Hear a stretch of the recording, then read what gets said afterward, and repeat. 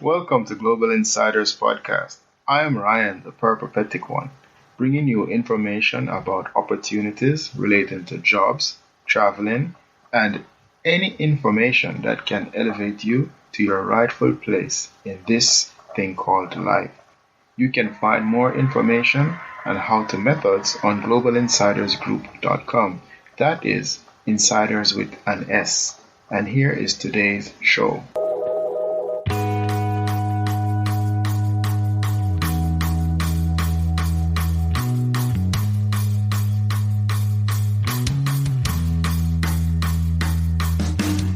Hello, insiders. Today I'm very happy because I have a bona fide star on the show. I am very pleased to have Aljamaine Funkmaster Sterling, the 8th ranked bantamweight UFC fighter on Global Insiders. That is correct, insiders. From out of the billions of people on the planet, this man is ranked as number 8 in the world. Welcome to the show, Funkmaster. What's up, guys? Thanks for having me. Where did the name Funkmaster come from? It's kind of came from my wrestling background. Just something that people called me a lot when I was in high school and when I was in college. Just one of the things that I did was my wrestling style was just very unconventional compared to the fundamentals of the sport, and I would always get away with doing the craziest things. And people always say that you was funky or you're very good at scrambles and you're one of the hardest guys to take down. And I mimic my style a lot off of Ben Askren, and his nickname is actually Ben Funky Askren. And Okay. yeah, so I didn't want to use his nickname, so we switched it up a little bit. He's really the real funk master, you know. If anything, I'm just the funky one. But I like that. I like that. Thank you for that. So please explain to our listeners what it means to be ranked number 8 in the UFC. I mean, it's a lot of hard work, you know. When I sit down and actually take it all in and just reflect on everything, it's I'm very happy with how far I've come just based on where I've grew up from, and just not a lot of whole inspiration coming up in my upbringing to Okay, so to do things. so you said where you're from. So where are you from exactly? Well, I was raised in Roosevelt, New York, and then a couple of years before my dad and his first wife, they divorced, and then um, my mom was obviously the second and one of the second and third women that he was with, and I guess he decided to move her in, and we ended up moving in with some of our other half brothers and sisters, and then we moved over to Uniondale. So I kind of grew up with my dad, but not really until about seventh grade when we were actually living together. So it was a lot of back and forth stuff. So this is in New York though. This is in New York. Okay, good. So okay, And nice. yeah, so I don't know, man. Just looking back, there was just a lot of gang violence, a lot of just nonsense, just robbing people, people getting stabbed, shot at, all that kind of craziness growing up. Especially back then when I was growing up, the gang violence was a lot more prevalent than it is today. Today, all the gangsters seem to hang out on their phones and do their talking on the phones. It's a different era. Okay, so definitely, you came out of that situation, something that was definitely negative, and you turn it into positive. So excellent, excellent. So earlier you mentioned wrestling. So was that your first entry into sports, or did you do something else? Like, did you play soccer? Did you play basketball? Well, we played soccer by default. My dad played. I don't think he played for any. Well, at least I don't know. I don't think he played for any team, from my knowledge. But we played pickup baseball, stickball, as people would probably call it. Um, we did a lot of that stuff growing up. A lot of pickup basketball. I did play other sports in middle school. In elementary school, I just played basketball. I managed to make the team my sixth grade year. Elementary school went up to sixth grade where I was from in Roosevelt. And then, yeah, so I did track. I ran track. I played Okay. football for a season in middle school. I played basketball and I played volleyball. And then in high school, I just wrestled and played football for one season. I tried out for the basketball team, but I ended up getting cut after the last day of tryouts. So I made it through the first day. The last day I got cut, and I was just too small. And then my coach for the wrestling team ended up coming over and he was like, "Listen, you're never gonna be that tall. You're gonna be 5'5" probably for the rest of your life. I really think you should give this sport a try." Thank God I grew 2 more inches, so I ended up 5'7". But he was right. I came down to first wrestling practice. He was like, "If you like it, great. If you don't, at least you could say you tried." And I came Yes. down and I fell in love with the sport the very first day of practice. He told me it would be fun. I came down, and sure enough, it was the most fun thing I think I've done in a long time. And Okay. it was rewarded for one-on-one sport. There's nobody to blame but yourself for everything. That's right. That's right. So, mixed martial arts. How did that happen? Going fast forward into my college years, my freshman year, we had a very high-level wrestler that transferred over from Iowa Central. His name was John Jones. But at the time, I didn't even know who the hell the guy was. Everyone was like high on the guy. Yes. I got to watch him when he came down into You're the room. stick up in. You're talking about D. John Jones. The John Jones, yep. Okay. Yeah, All right. crazy. Continue, please. Small world. So he ends up coming into one of the open mat practices, and I watched him wrestle one of the returning All Americans, and he just threw the guy around. And ever since Yes. then, I kind of asked this guy like a couple of questions. I looked up who he was, watched some of his videos. I didn't even know he was a New York State champ. I didn't even know the guy was from New York. I heard he was from Iowa Central. He was a national champ, and he had some issues, so he ended up transferring out to a D3 school. Came to us, and the guy was a phenom. So I knew right away that guy was something special in terms of athletic ability. And I've never seen a guy move like that or hit moves as smooth as the way he did it. And sure enough, he dropped out.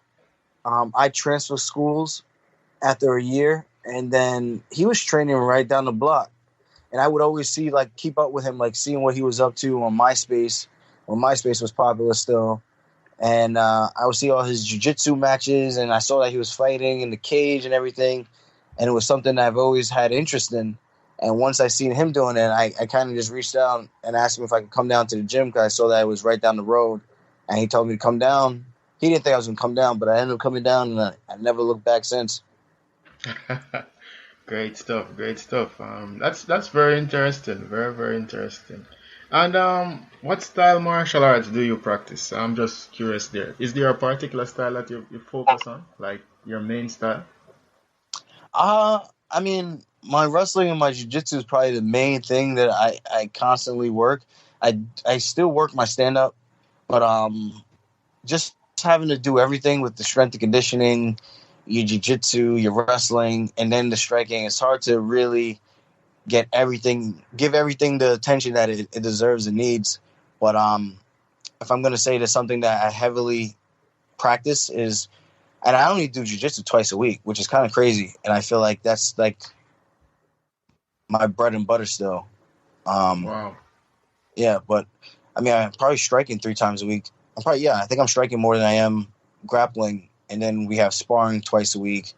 So it's almost a balance. You need a balance of being able to do everything in the sport, man. It's such a hard thing to just stick to one particular style. Style. Really Yes. everything. Okay.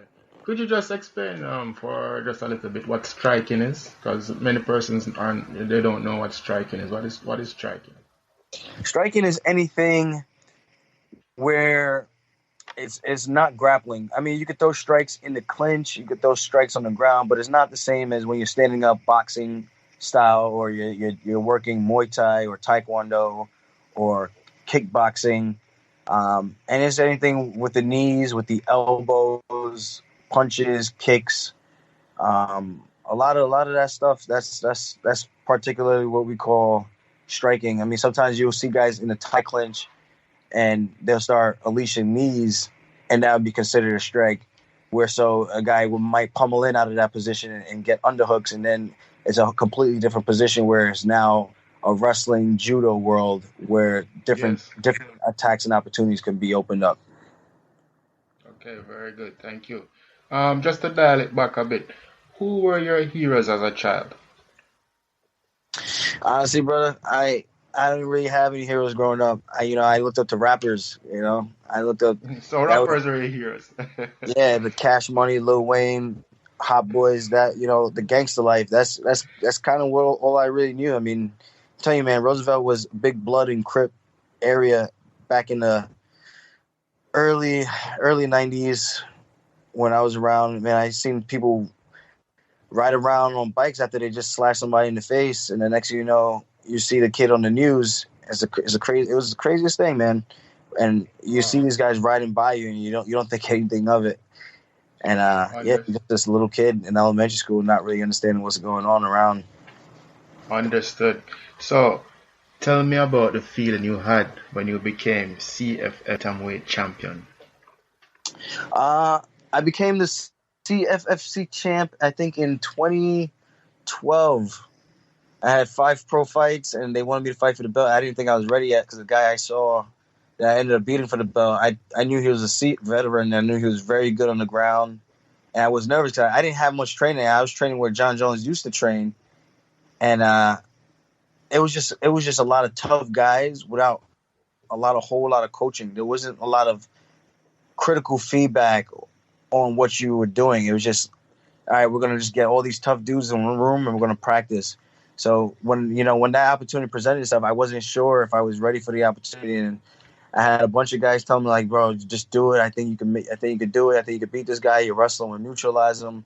And sure enough, I ended up winning the fight. I dominated, but there was a couple of situations where I got caught in like 4 different submission attempts back to back to back, and I managed to fight them all off. But it's just so crazy how your career and the fight could turn completely left field in the blink of an eye like that. And, I've had a lot of incidences like that in fights, but just winning the belt, man, it meant a lot. It let me know that Life, life changing experience, right? life changing on a small scale in terms of people were really opening their eyes and trying to figure out who this kid was and really starting to pay attention to what I was doing on the regional circuit. And that eventually, a couple more wins and a couple more finishes eventually got me picked up, gave me the call to the UFC.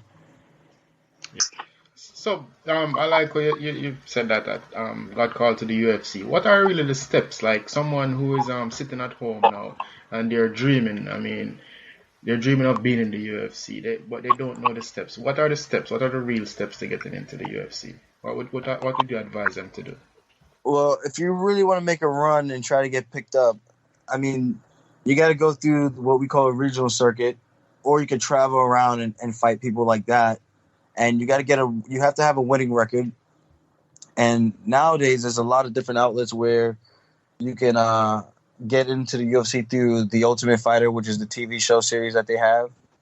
They have Dana White's Tuesday Night Contender Series, which is if you get selected and you have a good enough fight, after like 5 fights, he hands out contracts. Usually, he only hands out one, but if there's a lot of high level talent, he'll hand out more than one contract. So there's a couple of different ways to get in nowadays, but the best way is to go on the regional circuit and just keep whooping ass, man. And they want finishes. They want guys who are going to be entertaining and putting guys away, and that's the best way of getting in. If you're going out there and just winning a ton of decisions, your route to the UFC is going to take a lot longer than you really would like it to be. You have to have some style. You have to have some funk. Yeah, for sure. You have to have a good fan base. You have to be promoting yourself. It's a different era. It used to be just about the fights. Now it's more about how many people know who you are and can you talk on the mic. And if your work speaks for itself, that's one thing. But some people, like I said, if you're not putting guys away in a spectacular fashion, it can make your route to the UFC a little bit longer than it probably should be. Because at the end of the day, it is a show. It's yeah. I think it's not UFC anymore. I think it's Ultimate Fighting Entertainment (UFE). I got that. I got that. All right. So this wouldn't be Global Insiders if we did not talk about traveling. So how many countries have you been to, roughly? Man, I've been on a roll of late. Just as a kid, I've been to London. I've been to England. I've been to Canada. as a kid. I've been to Jamaica as a kid. Now as an adult, I've been to Jamaica. I've been to Canada. I've been to Poland.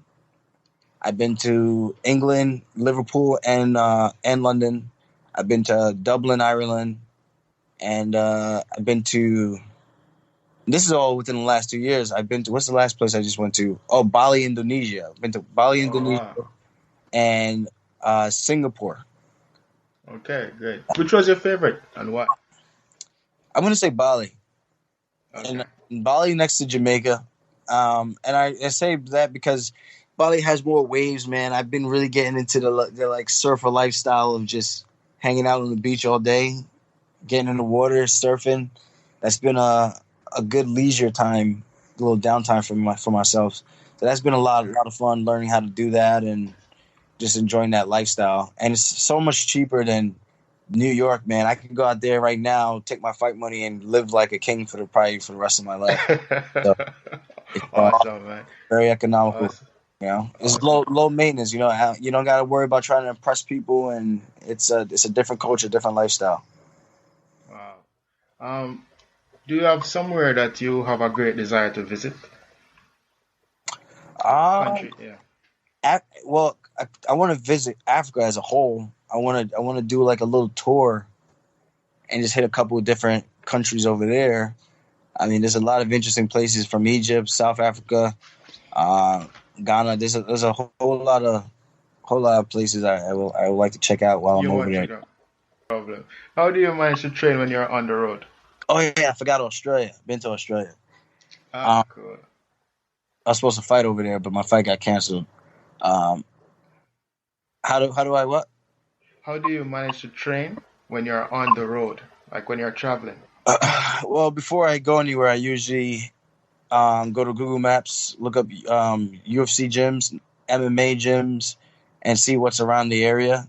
And I usually post on Instagram that I'm going to travel somewhere, and I ask for gym recommendations. And guys usually message me telling me where are the places to go, and I try to line that up on the map, see where the locations are. That helps me pinpoint where I want to stay in terms of hotel or Airbnb, and then from there, it just makes it easier to kind of coordinate where I'm going to go and where I'm going to travel to. So I have a little bit of an idea. I like to just wing things, but it's good to have at least an idea of getting your bearings straight of which direction you got to go so that you're not wasting a whole bunch of time when you get places. Yeah, that's my next question. So in terms of challenges, I mean, you seem to be doing like you're living the jet life now, basically traveling to countries to train and to fight and so forth. So what challenges, I mean, do you face with that? With training? Well, with training and with just the overall, just traveling to the different countries.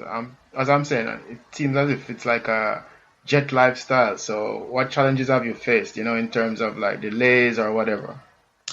Nothing crazy as of yet. I mean, I usually get from point A to point B pretty smoothly. I haven't really had Okay. anything crazy happen. I've heard like crazy horror stories of people missing, not being able to come back for the next day for work and things like that. I never had any issues like that. I mean, my lifestyle Okay. is trained, so that's my full time job. Okay, great. So now Jamaica. What is your relationship with Jamaica? I have roots down there. My parents, my grandparents, and it's crazy. I just found out my mom's grandma, well, my mom's mom, which is my grandma. She's her mother was actually from Cuba. I just found out. Oh, wow. And her husband was from, I think, Scotland or something like that. So it's kind of crazy how we end up over there. But she now lives in London and over in England. Yeah. Yeah, those are the roots. Those are the roots. So I've been trying to make it a mission to go back every single year if I can. I plan on taking a trip. I used to coach high school kids, but it takes away my entire winter, and Okay. yeah. So since I'm on the payroll, I can't really travel. And if Like I that. travel, yeah, it can't. It could be for like a weekend or something. So just because I'm obligated to be there, and I think it'd be unfair for me to be going away while I'm supposed to be there working with the kids. So I actually just stepped down my position this year, and I'm just going to be volunteering. Was going to allow me to travel a lot more. I know there's going to be a lot more traveling opportunities with the UFC. people tend to think that I shell out a lot of money to take all these trips, but most of the time it's business expenses from the From the gym. company. Okay. From the company. All So right. they do this thing called like a guest fighter, where they pay for Okay. your hotel stay, they pay for your flight, and then if anything I do before that or after that, that comes out of my pocket. But the main expense is the flight to go cross country. So once they do that, I'm already there. If I extend the trip and go visit a couple other places, it makes all the sense in the world. So that's kind of the way I've been able to finagle everything and make everything work out in terms of keeping everything low budget, where I'm not spending more than like $500 on a trip. So trying to be economical at the same time. I live in New York. It's like one expensive ass place, and I don't know if you ever been here, but it's not as Yeah, cheap to live here. I've been to New York, but just for a short time. Yeah, So definitely, I mean, I hope they do that for for Africa, so you can get to go to Africa like that with a trip. I hope that happens. All right. So, what's your favorite place to visit in Jamaica? that's a tough one. I really loved everywhere. I mean, I liked Mobe, but it was so small. I know that's like the running joke. Everyone say Mobe is nice, but it's small. Um, Ochi was nice, but we stayed over there for a resort, so I didn't really get the real country feel. I forgot when my dad's parents and his brothers, so my uncles, I forgot which part they live in, but I know some people live over by Havendale, which is a nicer Okay. area of Kingston. Kingston. Yeah. So there's a lot of nice places, and I've been a little bit all over when I went down there. I was down there for 2 weeks. I got to take an entire tour, just doing pro bono seminars. Doing everything for free and just exposing the country to grappling and showing them a couple of high level moves and some basic moves that can help them in terms of self defense and things like that. So that was a fun experience. But yeah, man, I really got to go everywhere. I got to go to GFC college, GFC Ah, college, JC, JC Jamaica college. College. Yeah, Yes, Jamaica College, JC. yeah, we went over there, went over to the Taekwondo school, to the Taekwondo gym, and we went to a bunch of different places. Man, I can't really say I have a favorite. I mean, Kingston was nice, but I like the That's water. that That's no really no problem. Comes to mind when I say life. living. Okay, great. Life. Future, future. World champ, real estate mogul. All right, nice. Instagram. Uh watchy. Everybody please. All right. Funkmaster, thank you so much for coming on the show. How can people reach you on social media? Yeah, people can reach me, hit me up, send fan mail to my gym or send it through my website, aljamainsterling.com, or you can hit me up on Instagram, my YouTube channel, or on I call it the tweeter, Funkmaster underscore UFC. That's the best way to reach me. Um, yeah, I engage with the fans a lot. I know not a lot of people do that, but positive, negative, I engage with it. It's just something I do in my downtime. Like I said, this is what I do full time when I'm just hanging out. I like to give back, respond to the fans, and chop it up a little bit. Okay, thank you so much for that. No problem. All right, good. Thanks for listening today. I hope you are inspired. You can find more helpful and motivational material at globalinsidersgroup.com. That is, insiders with an S. You can also keep in touch at Global Insiders on Instagram. See you next time, but remember, you can be your own superhero. Bye.